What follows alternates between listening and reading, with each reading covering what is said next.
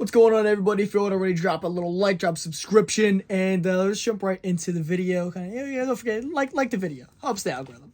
But we're gonna look at I actually if you follow the Instagram, which is linked down below, you'll know that I got a call to go do NJCC the other week. And I bought some comics, actually. I don't think I bought any toys at all. I did buy this right after. A Shogun Warrior for some parts. I'm gonna take his head, or I'm gonna take his arm off, and maybe his legs if I can clean them up. I don't know, there's a little bit of paint loss down there, but he might be a donor body. Of course, these are always chipped off. But so that was my toy buy for the NGCC weekend. But I picked up some comics. We're going to talk about a shout out to Alex over at the comic book shop in Glassboro. Me and him were the only two guys there with comics, and I bought some stuff off him. So for the two price books, I had this beautiful Brave and the Bold number 88. Batman teaming up with Wildcat, Neil Adams cover. I'm a big Neil Adams guy. I love the Golden Age heroes. So it was a perfect jump for me. I'm actually going to read this one tonight. And I'm also going to read Adam number 8. It's a beater copy, but it's this classic Dr. Light issue. I always love Dr. Light. I love Adam, and this is in the Gardner-Fox era of the Adam. So that was exciting to pick that up. And the rest of these were all in the dollar bin, so we're going to do a little bit of dollar bin digging and jump right into it. So we got Watchmen number 5. Now, the thing with the Watchmen is whenever I see any of the issues that aren't if they're obliterated, I'm not going to buy them.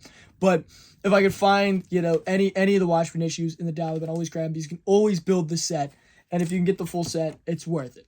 Even if you have to spend a couple bucks for the number 1, but you can build the rest of the set, it's worth it. So always pick those up in the dollar bin. Weird Wonder Tales number 3, great Bronze Age Marvel Golden Age reprints. It's came in the Bronze Age, but it's reprint of old Golden Age Marvel stories. They did a bunch of series like that. Marvel did, at least a bunch of series like that in the Bronze Age and in the Copper Age. They did a lot of stuff. I'm blanking on the other ones. I mean, Journey to Mystery, I believe that when that returned, that was all reprints. Was the Creatures title? I think that Creatures title was all reprints as well of like old Jack Kirby Monsters books and stuff like that. But then I was picked up Night of the Living Dead number 1 by Fanco. This is actually a really tough book, super low print on that. I don't know what it is off top, but it's not a book I see all the time. It's for $1. I'd definitely pick it up. A lot of that Fanco stuff from this era is kind of not easy to come by. And then I actually did a random run on Luke Cage Power Man. Let me see if I can get these, if these are in order. They're in reverse order, that works. So these were all in the dollar bin, and I was like, I'm not like avidly trying to hunt down the Power Man line. I'm not trying to get every Power Man issue like I am like Thor. I'm a couple issues away from Thor. I'm like 60 issues away from Thor. So I'm going gung-ho on that. I do Aquaman. I do Hawkman and stuff like that. But if I could see them for cheap enough, I'll grab them for the PC, because inevitably I'm trying to build, the major Marvel and DC runs. So we got actually the giant size annual, or the king size annual at that time. Then we got 39, where he fights, I think his name is the Lancer, villain back there. He had a lot of goofy villain names. Luke Cage versus Boiling Water. It's one way to take out Luke Cage. Luke Cage doing a front flip into a moving car, as you do, and then him fighting one of his main rogues, Chemistro, as I'm dropping books, as I always do. But great suit design. That's a Marvel Legend I want. Where's Chemistro at? Here's another one I want, Spear. Where's Spear's Marvel Legend? Actually, might already have this book now I think about it. This is a really clean copy, number 33. But Spear is, where's the legend for that? I need a Marvel Legend. How about Wildfire? I'm trying to get away from this glare. But that's give me maybe Power Man villains 5-pack. Piranha Jones. Why not? Right? That's why I think I like this Power Man run, because it was just kind of a lot of fun. His rogues are very goofy. Mr. Fish. I mean, literally, I can't make this stuff up. Mr. Fish. That is a rogue for Luke Cage Power Man. Mr. Fish. It was a great run. It's a lot of fun. Now, of course, we got Ringmaster, who's an existing villain. So these are all existing characters that are, albeit, pretty goofy. So I rounded out for the Luke Cage Power Man. So it was a good little, it's a solid run, especially for dollar books. And they're all in really nice condition. So I was happy with that. Then we got another random Bronze Age stuff. Red Wolf, number 8 and number 9. I know, I can't remember if he has the new costume in the #1 or if it comes later in the run, but this cover really stands out to me. So I don't know if this is his first new costume or not, but that is, Red Wolf doesn't have a lot of issues to himself. And he's also a really underused character. I like Red Wolf a lot. He was fun. He was in that, was a Marvel Spotlight. I used to have it on my wall. I guess I don't have it anymore. Sorry about the pause. But I think it's more of a Spotlight. It's where he first appears. And, there's a couple of issues here and there. I think he's in some Avengers issues. And then ultimately, he's not in a whole lot.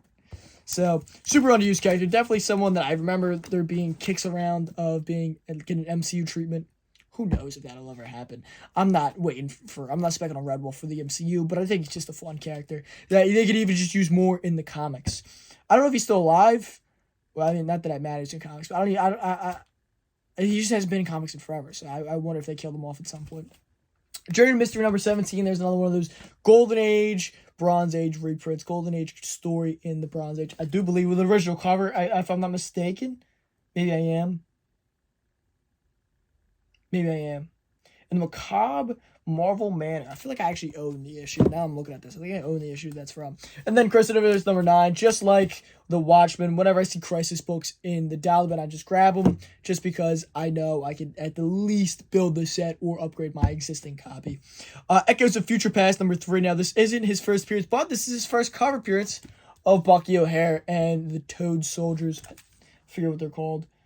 But second Bucky O'Hare, first cover appearance. This is a book I always pick up whenever I see it for super cheap. And then here's another one. And now, not to sound like a broken record, but this is a great set to build. Super sellable. Arguably the best DC modern event. And that is Blackest Night, what I'm talking about here. So we got Blackest Night #6, #4, #5, #3, and #2. Not #1, but that's fine. They're out there. I see them enough.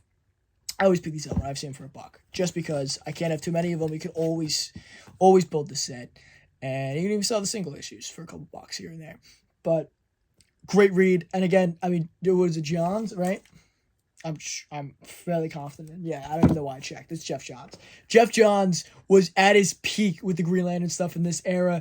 And I think DC in this like pre-New 52 was on a roll. I mean, they had Blackest Night, they had Brightest Day, Identity Crisis was big, Infinite Crisis was big, Flashpoint was huge, and then they did the New 52, and like Darkseid War was fun, and then it lost all its momentum from there. I mean, a lot of the series just didn't got like cut off and canceled because they had so many New 52 #1s.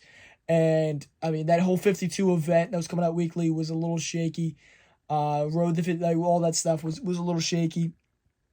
And then I don't know. I think after that, even in Rebirth kind of flopped a little bit. Doomsday Clock obviously was a flop. It took 2 years to come out. Got spoiled by the Just League books that had to come out. So I think DC it lost a lot of steam at. But this was peak DC. I mean, Sinestro Corps War was huge. I mean, there was a lot of good stuff and even good just ongoing titles being written at this time. I think DC had lost its momentum and should strive to come back to this era. Because currently, and I love DC. I'm not trying to be a DC hater, but currently, DC's not been doing it for me. DC hasn't been putting out good books overall in a long time. Don't get me wrong, Batman Failsafe was great. I mean, there's still good stuff coming out here and there. And I think Marvel, you could say the same thing about Marvel, although I think DC to a greater extent has had a big downside in recent years. And then moving on to the last couple books here. Battlestar Galactica #9. Now, because of this, I actually only have one more issue in the Battlestar Galactica run. And then it's done. And then I have them all. And so I think I started it 2 months ago. I think. Maybe a little bit longer. Definitely recently. So, pretty happy about that. I would love to find the last new issue in the new year. That's the last issue I have here. I would like to find the last issue in the new year and try and nail that out. I think I started in October. Trying to go and gung-ho on Battlestar Galactica. So I need one more issue. I don't remember what it is offhand, but I have it on my CLZ. And then Battlestar Galactica's done, and I do believe they're original stories, if I'm not mistaken. I've never actually read the OG run. I've read like an issue here and there, but I've never read the OG run. So that'll be exciting. Then I have the whole thing. Then rounded out last two books, Daredevil 228, put a Daredevil Reborn story, which is from Purgatory. They all have like one word on the cover. In that like Reborn storyline that they did, where you choose like Nuke and a bunch of other stuff. Fun read. And then to round everything off, landing on, I guess, banger, I don't know. Sandman number 12. Always picked up early Sandman issues when I see them for $1, just because, I mean, first of all, I mean, if you're a reseller, you can always put $5-10 on Sandman issues that are early and high grade if they're not a key. Like, this isn't a key. But I know you could sell this for $5 and $10 just because Sandman guys will pick it up. And, I mean, new Gaiman fans are nuts. They're all about Gaiman. They are gung-ho. Very gung-ho on it. So, that being said, I mean, Sandman admittedly is maybe the only major ongoing line I've never read. I've had number ones. I've had several random issues. I've never read it. Never read it. I think, man, I can't, I think that maybe Preacher's another one, but I think I've read an issue here or there of Preacher, but I've never read any Sandman. Read Sandman Theater. Of course, I like the old Wesley Dodds stories and stuff, but I've never read New Gaiman Sandman in its full. So, you know, and a lot of people recommend it to me, and I'm sure it's probably the kind of thing I would like. I'm not the biggest Gaiman guy, though, albeit I do think he's a little pretentious at times. He's a good writer, don't get me wrong. He's a good writer. But maybe I can give Sandman a true and honest try. But until then, if you aren't already, follow me here on Facebook and Instagram. More daily content coming all the time. I got on Facebook and Instagram a series called Tales from the Hunt, where I talk about going out looking for these books and these toys and people that ran into stuff I didn't pick up, stories I have, you know, fun stuff like that. Different shows I'm going to. So, of course, follow me. And those are both linked down in the description. There's the Facebook group, Fandoms Unleashed, for more behind-the-scenes look at comics. There's polls about upcoming videos. There's conversations going on there every single day, multiple posts a day. Go in there, post yourself about your own content. Did you read a comic recently? Did you watch a movie? Whatever. Go pop into Fandoms Unleashed. Join the group. That's all linked down in the description. Of course, drop a little subscription, drop a like. I drop full videos every Wednesday and Sunday on the channel, and I put up multiple shorts pretty much a day, as long as I stay on track with those. I usually try to put up 2 to 3 shorts a day. So I do new news and announcements I call it in a series on YouTube Shorts, and also flip through different books and all kinds of stuff like that. I'll show off the new books for the week. So all that is linked down in the description. Drop a like, drop a subscription. Until next time, peace.